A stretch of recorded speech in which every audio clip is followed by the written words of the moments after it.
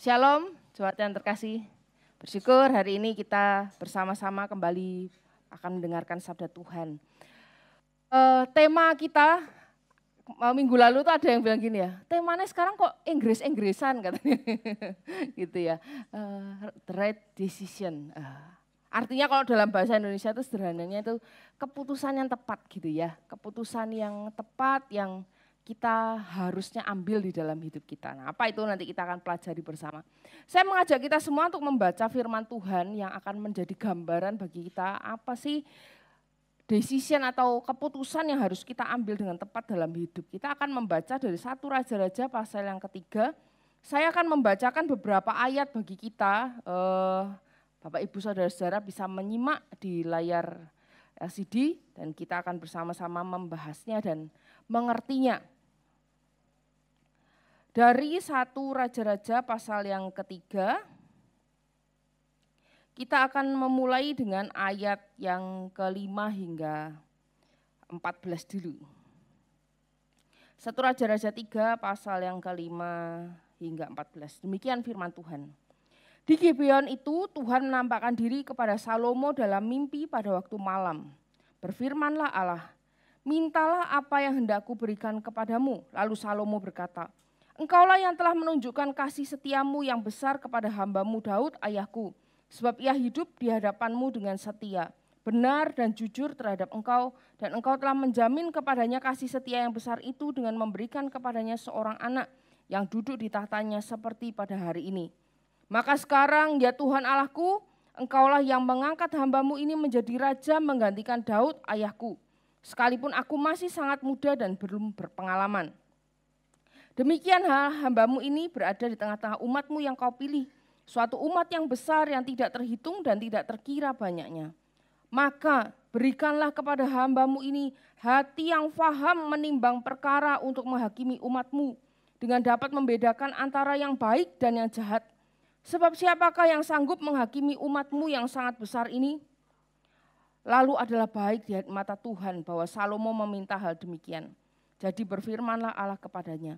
Oleh karena engkau telah meminta hal yang demikian dan tidak meminta umur panjang atau kekayaan atau nyawa musuhmu, melainkan pengertian untuk memutuskan hukum, maka sesungguhnya aku melakukan sesuai dengan permintaanmu itu. Sesungguhnya aku memberikan kepadamu hati yang penuh hikmat dan pengertian, sehingga sebelum engkau tidak ada seorang pun seperti engkau, dan sesudah engkau tak akan bangkit seorang pun seperti engkau. Dan juga apa yang tidak kau pinta aku berikan kepadamu, baik kekayaan maupun kemuliaan, sehingga sepanjang umurmu tak akan ada seorang pun seperti engkau di antara raja-raja. Dan jika engkau hidup menurut jalan yang kutunjukkan dan tetap mengikuti segala ketetapan dan perintahku sama seperti ayahmu Daud, maka aku akan memperpanjang umurmu. Sampai sini dulu pembacaan firman Tuhan. Jemaat yang terkasih, setiap orang termasuk kita, itu setiap hari diperhadapkan dengan berbagai pilihan. Betul ya, ada banyaklah pilihan. Kita coba dengan cepat ya, ada pilihan-pilihan di sini. Slide-nya, silakan ditampilkan. Iya, pilih dengan cepat Bapak Ibu ya, boleh beda, boleh sama dengan sebelahnya. Mie instan rebus, mie instan goreng. Kok cepet ya? Waduh, mari gitu berikutnya. Mau dingin atau panas? Dingin panas. Berlibur ke pantai atau ke gunung? Nah, ada yang gunung pantai gitu ya. Terus mau teh apa kopi? Ada, untung nggak ada yang jawab air, nggak ada pilihannya. Kita di dalam setiap bagian hidup kita tuh ada gini-gini ya. Pilih apa ya? Kadang-kadang kita nggak bisa putusin lama-lama, kita harus cepet, pilih ini, harus gini, harus gitu. Nah kan gitu ya, dalam hidup kita sehari-hari itu. Kita kadang-kadang mengambil keputusan nggak bisa kita mengambil waktu dulu mikir sih, kemudian kita ambil tanya-tanya sama orang, gimana ya, kita konsultasi dan lain sebagainya. Kadang-kadang hal itu tidak bisa. Dan yang kita pikirkan Bapak Ibu Jemaat sekalian, ketika kita mengerti bagian ini, kita dalam segala pilihan, kita pasti timbang-timbang itu sebenarnya ini. Resikonya seperti apa? Makin kecil resiko kita, yang kita akan terima ketika kita milih sesuatu. Misalkan cuma ditanya, kopi apa teh? Alah sembarang gitu kadang ya. Teh ya kenek, kopi ya kenek. Air gak apa-apa biasanya kita ngomongnya gitu. Itu hal kecil sepele, untuk memilih itu kita sangat gampang. Kita akan melihat segala pilihan itu enteng dan kita nggak usah pikir panjang ketika hal itu tidak menimbulkan efek yang berharga.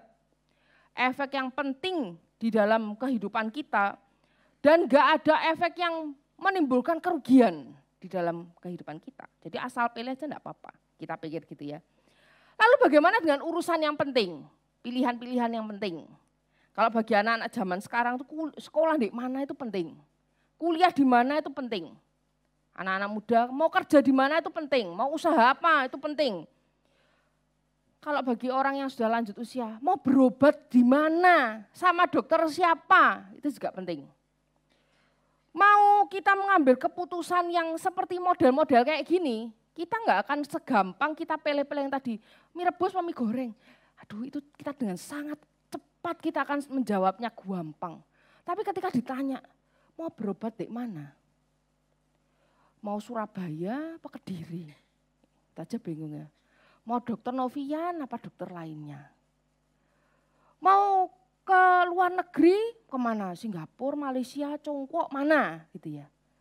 Mau ke dokter siapa? Pakai obat apa? Obatnya sekarang ada banyak macamnya. Hal kayak gitu-gitu kita nggak akan dengan mudah memutuskan karena hal itu sangat krusial bagi hidup kita. Kalau keputusannya keliru, nggak tepat keputusan atau pilihan kita, maka wah itu bisa berdampak dan efeknya itu merugikan kita. Lalu kita akan berkata, waduh harusnya jatuh no. Itu yang akan timbul di dalam benak dan mulut kita, kata-kata yang keluar. Kalau saja kita itu pikir timbang-timbang lebih baik ya, kita pasti nggak salah pilih. Ya kayak gitu, pilihan-pilihan dalam hidup. Ada yang simple, enteng, ringan, dengan mudah kita pilih. Di sisi yang lain ada hal-hal penting, krusial, yang harus kita pikir matang-matang, baru kita ambil keputusan. Apa yang kita harus lakukan. Jemaat yang terkasih, tapi banyak juga di dalam kehidupan kita itu gak mudah untuk diputuskan. Aduh, mau tanya ke siapa, orang si A ngomong gini, si B ngomong gini. Nanti tanya ini tambah bingung. Makanya seringkali saya kalau visitasi ngomong sama jemaat yang sama saya, apalagi yang sakit ya. Jangan ngajari minum ini, minum itu, kesini, ke situ, gini gitu. Nah gitu ya, karena tiap orang pasti memiliki pertimbangan-pertimbangan masing-masing. Dan itu tidak bisa diputuskan asal-asalan. Jemaat yang terkasih, ketika ada banyak hal dalam hidup kita yang harus diputuskan dengan tepat dan cermat, maka kita melihat belajar dari pengalaman Salomo. Salomo ini sedang dihadapkan dengan pilihan yang menurut saya dan mungkin juga bagi kita sebagian besar akan berkata, ini pilihan yang harus dipikirkan matang-matang. Soalnya apa? Dia itu sedang menerima tawaran dari Tuhan. Kalau kita itu ditawari sama Om Jin, Om Jin itu nggak tanya, aku beri 3 permintaan, cuma 3 ya. Ketika Tuhan tuh ngomong sama Salomo di dalam mimpinya tuh, Tuhan tuh ngomong, minta kamu minta apa? Kalau Bapak, Ibu, saudara-saudara, minta apa? Weh, rohani, semu soalnya. Yang jawab semu yen siang, wah ya hikmat. Kalau yang lain rata-rata kita akan ngomong apa? Panjang umur, sehat, banyak rezeki. Macam-macam ya. Fakjai, kemarin kita mari Imlek. Kita minta kekayaan, kita minta kemakmuran, kita minta sesuatu yang enak. Kalau isa kita itu awet muda bagi kita yang gitu ya. Bagi ibu-ibu, yang awet muda nggak usah tarik-tarik apa, nggak usah pakai skincare udah muda pokoknya lah ya. Yang bapak-bapak, wah pokoknya rambutnya harus tetap banyak, badannya harus tetap segar, kuat, mau angkat-angkat sembarang bisa. Pokoknya kita akan berpikir sesuatu yang menguntungkan kita. Mumpung ditawari sama Tuhan loh Bapak Ibu. Mumpung ditawari sama Tuhan. Kalau saya jadi Salomo nih, kok pilihanmu tuh loh, aduh, yang ada macam-macam gitu. Mungkin kita juga berpikir yang sama. Tapi Salomo ternyata dia tidak meminta tanah. Dia tidak meminta kemakmuran, dia tidak meminta itu musuh enggak usah perang, langsung aja Tuhan serahkan musuhnya kepada dia. Dia enggak minta masyhur, dia enggak minta harta, kekayaan, dia enggak minta panjang umur. Tapi Salomo itu berkata gini kepada Tuhan ketika Tuhan tawarkan kepada dia, kamu minta dikasih apa? Sekali lagi kalau saya jadi dia, mungkin saya akan berlama-lama pikir apa ya, mungkin saya list coret-coret, ini ganti-ganti gitu ya. Tetapi Salomo meminta hati yang faham, menimbang perkara untuk menghakimi umatmu dengan dapat membedakan antara yang baik dan yang jahat alias hikmat. Jemaat yang terkasih, ketika kita mendengar perkataan Salomo ini, komentar-komentar orang yang tidak mengerti kisah berikutnya mungkin akan berkata orang ini kurang pinter. Orang ini bocengli, harusnya ditawari Tuhan. Banyak Tuhan sumber berkat, harusnya kamu minta sebanyak-banyaknya kepada Tuhan. Tetapi jemaat yang terkasih, Salomo itu memilih yang terpenting. Salomo itu bahasa kerennya dia memilih prioritas di dalam hidupnya. Kan dalam memilih kita biasanya dibingungkan dengan pilih ini prioritas enggak ya, ini penting enggak ya, atau ini tuh sekunder yang enggak terlalu penting. Kita kadang-kadang memilih pikir-pikir dan kita enggak tahu tuh sebetulnya bagi hidup kita krusial atau enggak, itu yang celaka. Contohnya tuh anak sekolah minggu misalnya ya, anak sekolah. Lebih milih main game sepanjang hari daripada belajar. Kalau Bapak Ibu sekalian mungkin lebih milih kerja terus, cari cuan daripada menghasilkan menyediakan waktu untuk anak-anak. Kita nggak tahu prioritas yang mana. Bukankah sebenarnya belajar itu lebih penting dari main, sekalipun main itu juga perlu dalam hidup anak-anak. Bukankah juga bersama anak-anak menghasilkan waktu dengan keluarga, menyediakannya bagi keluarga, itu akan menghasilkan hubungan yang relasi yang baik. Kerja penting, tapi lebih penting mana? Menentukan prioritas semacam ini, menentukan pilihan kita, tidak semudah itu. Salomo telah memilih yang terpenting di dalam kehidupannya sebagai seorang raja, yaitu hikmat untuk membedakan mana yang baik dan yang jahat. Bukan sekedar keinginan, bukan sekedar apa yang dia bisa peroleh kalau dia jadi raja, kemasyuran, harta benda dan lain-lain. Dia tidak memilih itu karena dia tahu prioritasnya sebagai seorang raja bukan untuk itu. Tetapi untuk menghakimi dengan adil dan bijaksana. Jemaat yang terkasih, ketika kita mengerti apa yang sebenarnya jadi prioritas kita, kita akan melihat di dalam hidup kita sebagai orang percaya, apa sih prioritas kita? Sebagai orang percaya itu prioritas kita itu sebenarnya bukankah kita itu menaati kehendak Tuhan di dalam firman-Nya. Itu kan seharusnya menjadi prioritas kita. Bukankah prioritas kita sebagai orang percaya itu harusnya adalah menyenangkan Tuhan. Hidup di dalam kehendak-Nya yang menyenangkan hatinya. Bukankah itu? Tetapi ketika kita memilih hal yang lain, ketika kita memilih mengikut Tuhan itu supaya kita diberkati, supaya kita sehat, supaya kita itu nanti dikenal orang, supaya kita itu dapat keuntungan ini, itu kita salah di dalam memilih prioritas.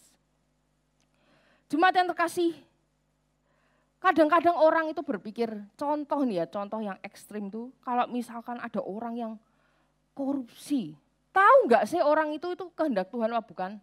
Korupsi kehendak Tuhan bukan? Bukan. Tapi dia pikir, ini loh berkat Tuhan. Nanti aku korupsi, punya banyak uang, aku bisa persembahan untuk gereja. Mau gereja berapa M? Berapa? 11, 12, 13, sembarang aku nanti korupsi untuk gereja. Itu kehendak Tuhan apa enggak? Tuhan berkenan apa enggak? Tidak. Tapi kita kadang-kadang menganggap hal seperti ini, kita ada excuse, kita ada alasan, loh ini kan lumayan lah Tuhan, not bad lah, ini oke lah. Padahal kita jelas tahu bahwa itu tidak diperkenan oleh Tuhan. Yang lain-lain, hal yang gampang lah, nggak boleh bohong. Bohong itu dosa Tuhan, bohong putih lah Tuhan, dan lain-lain. Ya, kita jatuh di dalam pilihan-pilihan yang kita pikir kita itu ya oke lah Tuhan pasti izinkan. Padahal sebenarnya di dalam benak kita, di dalam hati kita sebenarnya tahu betul itu Tuhan tidak berkenan. Jemaat yang terkasih, kalau benar-benar kita paham apa yang Tuhan kehendaki, maka kita akan memilih yang tepat, yang prioritas dan yang terpenting. Ini atau itu, kita akan pilih dengan baik-baik. Di dalam doa kita bisa bertanya kepada Tuhan, Tuhan, apa yang menjadi kehendak-Mu? Tuhan, apa yang Engkau kehendaki saya pilih di dalam kondisi ini dan itu? Lalu orang berpikir, kok Tuhan itu kan enggak bersuara ya, enggak kayak Salomo itu kayak kedengeran suaranya Tuhan, kan enggak. Tetapi Tuhan itu memberikan kepada kita itu firman-Nya yang menuntun hidup kita. Roh Kudus juga hadir di dalam kehidupan kita untuk menjadi penolong kita, penuntun kita kepada kebenaran sehingga kita itu bisa dibimbing kepada keputusan yang tepat sesuai dengan kehendak dan kemauannya Tuhan dan kebenaran Tuhan tentu saja. Dan kita akhirnya diberikan kuasa juga untuk menjadi anak Tuhan yang mau taat, yang mau berkenan. Dan kita diberikan hikmat untuk membedakan mana sih yang benar, mana yang salah. Itu sebetulnya ada di dalam hati kita.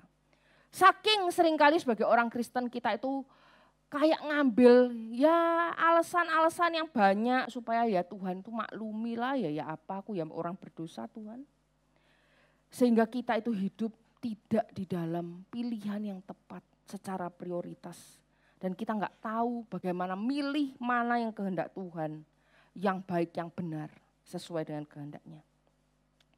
Jemaat yang terkasih, katekismus singkat Westminster itu ditanya kayak gini. Apakah tujuan utama hidup manusia? Khususnya orang percaya. Jawabannya itu tujuan utama hidup manusia ialah memuliakan Allah dan menikmati Dia selama-lamanya. Nah, termasuk di dalamnya menaruh prioritas yang paling penting yaitu Tuhan. Dan kemuliaannya menjadi yang utama di dalam benak kita ketika kita ambil langkah di dalam kehidupan ini. Dengan kita meminta hikmat dari Roh Kudus, Bapak Ibu Saudara sekalian, kita itu sedang menyerahkan diri kita. Dengan segala kerendahan hati kita sadar kita itu tidak bisa memilih yang tepat. Dan kita beriman bahwa Tuhan sanggup menolong dan menuntun kita untuk memilih yang tepat sesuai dengan hikmat yang Dia berikan. Maka Mazmur 32 ayat 8 itu ngomong gini. Aku hendak mengajar dan menunjukkan kepadamu jalan yang harus kau tempuh. Aku hendak memberi nasihat, mataku tertuju kepadamu. Tuhan berkata, Tuhan itu menuntun hidup kita dan matanya tertuju kepada kita. Dan sedia Dia memberikan jalan mana yang harus kita tempuh di dalam hidup kita. Demikian juga Tuhan Yesus itu menasihatkan gini, ini hal yang kita sering dengar tapi sulit loh dilakukan. Tuhan Yesus itu pernah ngomong, Matius 10:16b. Sebab itu hendaklah kamu cerdik seperti ular dan tulus seperti merpati. Bukankah ada di dalam berbagai posisi hidup kita tuh kita diperhadapkan dengan pilihan yang sulit tapi kita sebenarnya kuncinya satu. Tulus dan cerdik. Cerdik dan tulus, jangan satu-satu ya. Tulus tok enggak cerdik, kadang kita jatuh ke dalam pilihan yang salah. Kita cerdik tok enggak tulus, akhirnya kita jatuh ke dalam licik, gitu yang akan terjadi di dalam kehidupan dan pilihan-pilihan yang kita buat. Maka itu mari kita belajar juga dari teladan yang terutama dalam hidup kita yaitu Tuhan Yesus. Ketika Dia diperhadapkan di dalam pilihan, kalau misalkan Tuhan itu ketika berada di dalam posisi manusia, Dia itu kalau bisa milih ya, gak usah mati deh di kayu salib. Gak usah menerima cawan murka Allah lah menggantikan manusia untuk apa. Hukum aja udah selesai. Tetapi Tuhan Yesus itu berdoa kepada Bapa dalam posisinya sebagai manusia. Bukanlah kehendakku, melainkan kehendakmu yang terjadi. Jemaat yang terkasih, perkataan ini tidak gampang. Ketika kita ambil decision, pilihan. Perkataan kehendakmu Tuhan yang jadi, itu bukan hal yang mudah. Ketika ada banyak pilihan, atau pilihan-pilihan yang sulit yang harus kita ambil. Tuhan Yesus itu memilih untuk melakukan kehendak Bapaknya. Untuk mengerjakan karya keselamatan bagi kita orang berdosa. Dia nggak pilih balik aja ke surga. Tidak. Karena dia tahu prioritasnya datang ke dunia itu ngapain. Misinya datang ke dunia itu untuk ngapain? Untuk menyediakan karya keselamatan bagi kita orang berdosa. Maka jemaat yang terkasih, dari banyak pilihan hidup marilah kita meminta hikmat dari Tuhan. Untuk menimbang-nimbang, untuk pilih-pilih apa yang berkenan kepada Tuhan. Apa yang tepat untuk memuliakan Tuhan. Dan kita terus memohon Tuhan untuk menolong kita hidup di dalam pimpinannya terus-menerus. Apapun pilihan kita, hal kecil, hal besar, hal krusial, hal sederhana, hal simpel yang enggak penting. Tapi kita mau pikir apa yang menyenangkan Tuhan, berkenan, dan itu yang memuliakan namanya. Nah, bagian yang kedua, tadi yang pertama itu bagian kita melihat apa yang Salomo pilih, yaitu hikmat dibandingkan hal yang lain. Lalu kita lihat peristiwa yang berikutnya dari perikop berikutnya. Kita akan baca gantian ya. Ayat 16 sampai 22, kita akan baca bersama-sama. Gantian, saya duluan, lalu Bapak Ibu ayat yang ganjil. Ayat yang ke-22, saya akan bacakan bagi kita. Ini peristiwanya saya jelaskan dulu, ada dua perempuan ini lagi datang menghadap raja. Ngomong gini ya, kata perempuan yang lain itu, 16 ya. Pada waktu itu masuklah dua orang perempuan sundal menghadap raja, lalu mereka berdiri di depannya.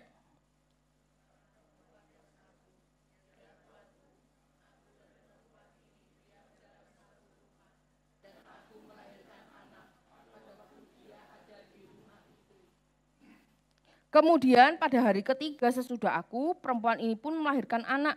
Kami sendirian, tidak ada orang luar bersama-sama kami dalam rumah.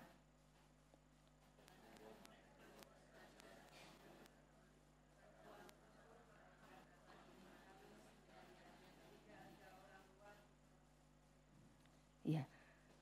Oke, saya ayat 20 ya, ini saya salah masangnya ya, jadi dua ayat, enggak apa-apa. Pada waktu tengah malam ia bangun lalu mengambil anakku dari sampingku sementara hambamu ini tidur dibaringkannya anakku itu di pangkuannya. Sedangkan anaknya yang mati itu dibaringkan di pangkuanku. Ayat 21 silakan.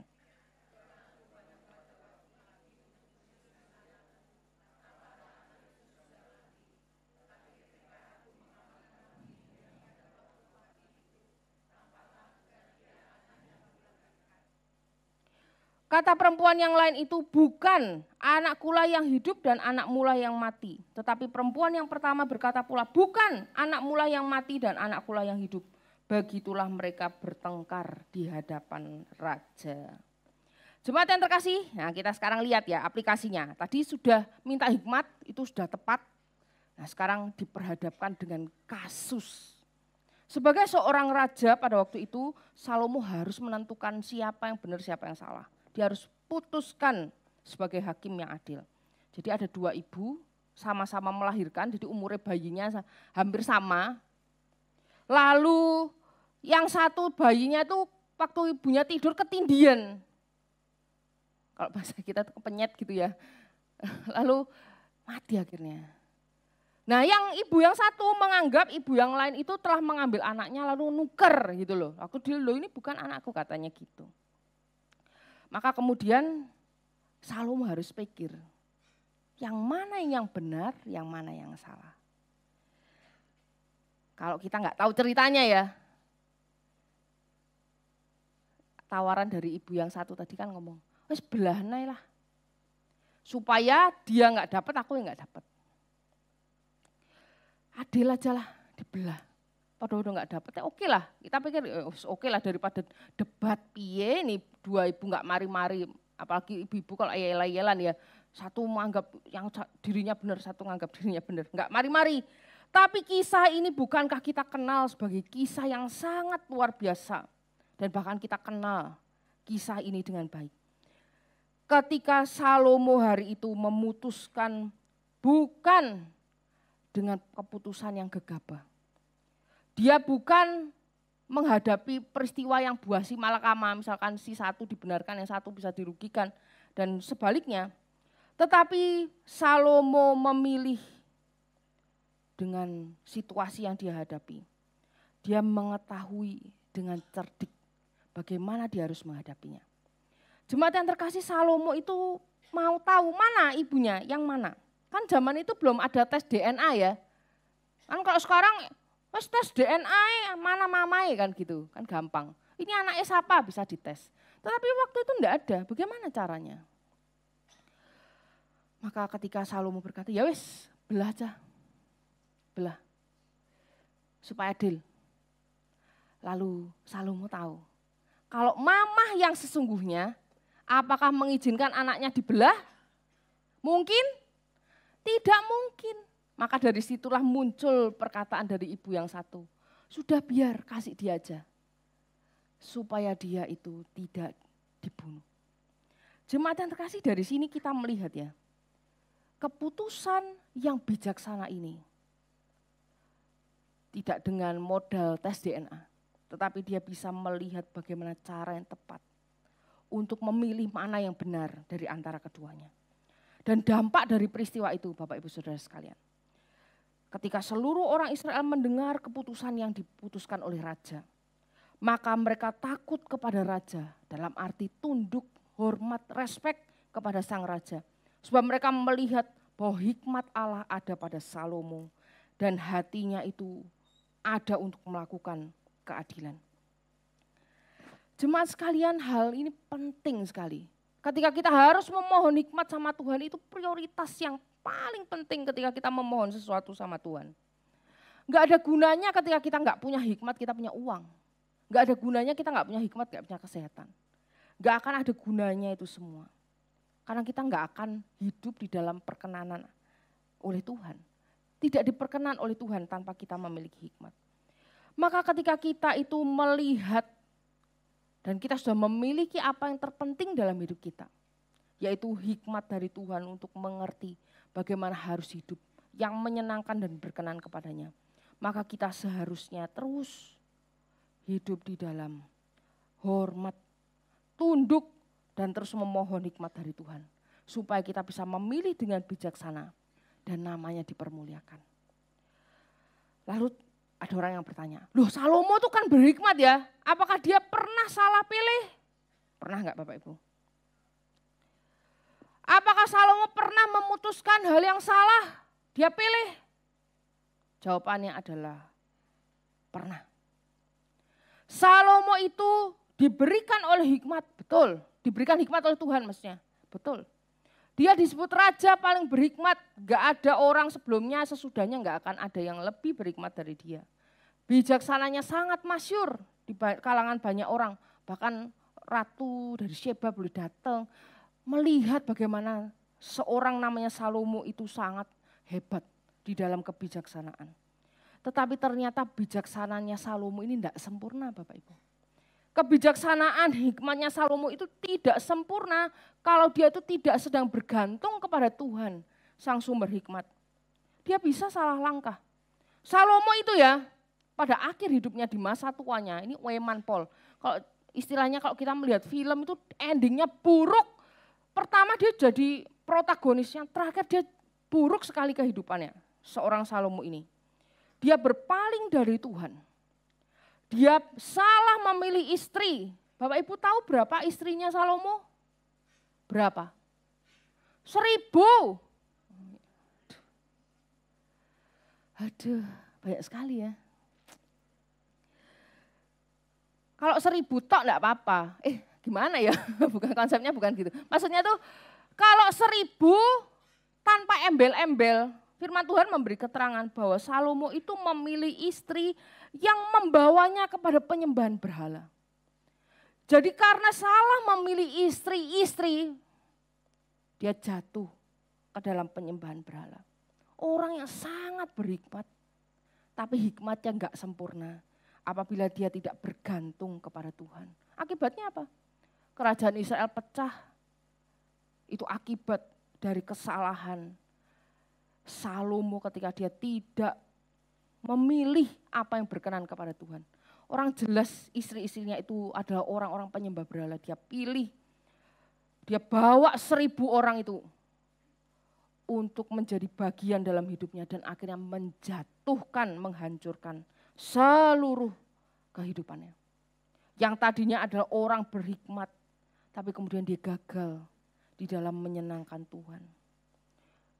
Coba lihat slide-nya, slide yang ke-24. Firman Tuhan berkata begini. Kita akan membaca kita bagian ini ya. Menyedihkan sekali. Yang terakhir nih, slide terakhir ya. Ia mempunyai 700 istri dari kaum bangsawan dan 300 gundik. Istri-istrinya itu menarik hatinya daripada Tuhan. Sebab pada waktu Salomo sudah tua, istri-istrinya itu mencondongkan hatinya kepada allah-allah lain. Sehingga ia tidak sepenuh hati berpaut kepada Tuhan Allahnya. Seperti Daud ayahnya. Eman kan? Bertahun-tahun hidupnya dia bahkan membangun bait Allah. Tetapi dia pada akhirnya gagal. Mungkin dia tuh pikir gini ya, oh aku harus berhikmat kok. Gak usah tanya-tanya Tuhan, gak usah minta pertimbangan Tuhan, gak usah minta pimpinan Tuhan. Udah apa sih yang tak pilih pasti benar. Mungkin pikirannya gitu. Dia pikir sudah cukup bijaksana. Tetapi salah. Kebijaksanaan kita, hikmat yang kita punya, bahkan ketika Tuhan anugerahkan itu, bukan berarti kita udah ya Tuhan, udah dikasih hikmat toh, aku bisa putusin sendiri hidupku. Enggak bisa. Terus meminta pimpinan Tuhan dan tahu mana prioritasnya. Apa yang berkenan, apa yang memuliakan Tuhan, yang menyenangkan hatinya. Sama seperti saat kita merencanakan hidup Bapak Ibu. Setiap kita ini anak Tuhan pasti dipimpin oleh firman. Kita tahu hal itu. Tapi ketika kita salah pilih, wah bisa jadi akibatnya fatal. Ketika kita pilih di dalam pilihan hidup kita itu yang tidak menyenangkan Tuhan, itu mendukakan Tuhan. Seperti yang Salomo kerjakan. Dan kita pasti akan menerima dampaknya di dalam hidup kita. Tapi bersyukur karena tidak ada keputusan salah model apapun yang Tuhan tidak bisa pakai untuk menjadi menggagalkan rencananya itu tidak bisa. Semua keputusan kita, terburuk sekalipun Tuhan bisa ubah untuk bisa terus mensukseskan rencananya itu berhasil, rancangannya yang indah itu bagi hidup kita anak-anaknya tetap bisa berhasil. Tetapi kadang-kadang kita itu kalau gagal di dalam memilih yang tepat, ya kita yang rugi sendiri. Tuhan enggak bengong, loh lah kok gini? Tuhan enggak kaget. Tuhan bisa atur sedemikian rupa rancangan yang buruk itu menjadi kebaikan buat kita, bisa. Keputusan yang salah bisa mendatangkan kebaikan buat kita, bisa di dalam kemurahan Tuhan. Tetapi mari menggunakan hidup kita yang penuh pilihan ini dengan bijaksana. Supaya di dalam pimpinan dan hikmat Tuhan yang sempurna itu kita bisa memilih segala pilihan, memutuskan segala keputusan di dalam hidup kita sekecil apapun itu. Dengan pilihan yang tepat, keputusan yang tepat. Supaya hidup kita ini sungguh-sungguh menyenangkan Tuhan. Di Alkitab itu ada kisahnya Yusuf. Yusuf itu bagi saya dia salah kalau misalkan hidupnya tuh kayak gitu. Dia suka cerita-cerita mimpi-mimpinya sehingga saudaranya pegel. Udah tahu saudaranya pegel masih cerita lagi. Salah dia kan. Akibatnya apa ya? Dia harus terima, dia diasingkan, dibuang ke Mesir. Tetapi apakah rencana Tuhan gagal bagi Yusuf? Dia salah pilih, dia salah di dalam melakukan sesuatu dalam hidupnya, dia terlalu sombong cerita-cerita. Udah gitu pakai baju bagus, dipamer-pamerkan, ditunjuk-tunjukkan saudara-saudaranya. Dia udah tahu saudara-saudaranya nggak punya, dia kasih tunjuk keindahan baju yang diberi bapaknya. Salah dia. Tetapi rancangan Tuhan tidak gagal bagi hidup Yusuf. Udah jungkir balik, udah setengah mati hidupnya, tetapi Tuhan tetap pelihara. Tuhan tetap berbelas kasihan dan pimpin hidupnya Yusuf. Sampai pada akhirnya kita melihat bahwa Tuhan itu punya rancangan yang terbaik. Maka Yusuf dengan lugas berkata, kamu merancangkan hal yang buruk sekalipun, termasuk saudara-saudaranya jahat sama dia itu. Tuhan sanggup memakainya untuk kebaikan. Maka jemaat yang terkasih, jangan sembrono di dalam memutuskan keputusan-keputusan hidup. Kita bisa menerima dampaknya. Kita bisa mengalami kegagalan, mengalami kesedihan, mengalami seperti Yusuf yang Yusuf alami. Tetapi bersyukurlah punya Tuhan yang terus akan memegang tangan kita, tidak akan membiarkan kita tergeletak. Dia akan menopang hidup kita dan menolong kita untuk terus berjalan di dalam pimpinan dan tuntunannya. Karena itu bersediakah kita untuk melibatkan Tuhan dalam setiap rancangan besar kehidupan kita? Kecil besar semuanya. Agar setiap keputusan kita itu seturut dengan kehendaknya. Dan yang terpenting, satu keputusan terbaik yang kita bisa putuskan di dalam hidup kita. Yang paling tinggi dan yang paling tepat adalah ketika kita itu mau mengikut Yesus dengan setia. Tuhan telah pilih kita diberikan kehendak bebas mau taat apa enggak sih? Mau belok, ya pasti satu hari nanti kita bisa ketangkap sama Tuhan. Tapi apakah kita pilih, oke Tuhan saya tunduk, saya mau taat, mau ikut Tuhan. Aku mau percaya kepadamu, enggak nanti. Bisa sih, bisa. Tuhan bisa satu saat, kalau kita memang orang pilihan, ketika kita sudah mau menghembuskan nafas terakhir, Tuhan oke, kamu dilembutkan hatinya. Kita itu bisa menerima Tuhan di saat detik-detik terakhir, bisa. Tetapi bukankah Tuhan sudah panggil kita, Tuhan sudah ingatkan kita, mari percayalah kepadaku. Dan ketika kita mau percaya, mau mengikut Dia dengan setia, itu adalah pilihan dan keputusan terbaik yang pernah kita ambil di sepanjang hidup. Hal-hal yang lain kita bisa abaikan. Mungkin kita bisa pikir-pikir 2 kali. Kita bisa menggunakan segala opsi, segala pikiran, yang kita mau tanya segala rupa, konsultasi dengan orang lain bisa. Tapi keputusan untuk mengikut Tuhan, percaya kepada Yesus, itu pilihan pribadi. Kita nggak bisa konsultasi, gimana ya enaknya percaya apa enggak ya? Enggak gitu, kita pilih sendiri. Kita tentukan di dalam hati kita, ketika Tuhan sudah panggil kita menjadi anak-anaknya. Jemaat yang terkasih, kalau sekarang Anda sedang diperhadapkan dengan simpangan pilihan di dalam hidup, mau bagaimana jalan langkah ke depan? Mari minta Tuhan pimpin.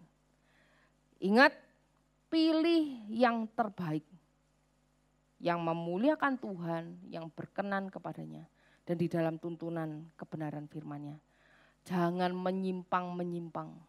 Dan kita akan melihat bagaimana Tuhan akan memakai hidup kita untuk menjadi alat kemuliaan bagi namanya. Ketika kita mengambil pilihan dengan tepat, dan memutuskan keputusan-keputusan di dalam hidup kita dengan hikmat yang daripadanya. Bukan dengan pikiran dan apa yang kita pikir itu benar. Kiranya Tuhan menolong kita sekalian, kita mengambil waktu teduh, kita berdoa kepada Tuhan secara pribadi.